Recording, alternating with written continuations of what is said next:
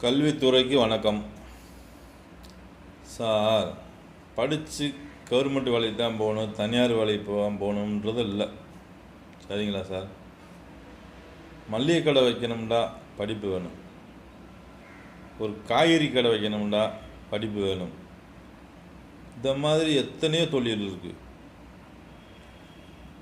ஆடு மாடு மேய்க்கிறதுக்கு கூட படிப்பு வேணும் சார். மாடு ஆடெல்லாம் என்னென்ன, அதுக்கும் படிப்பு வேணும். இதனால் நீங்கள் எல்லாரையும் படிக்க வைங்க,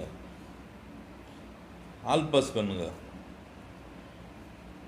அவங்க போக போக போக 40 வயசுலோட படிச்சுக்கிடுவாங்க, சரிங்களா சார்?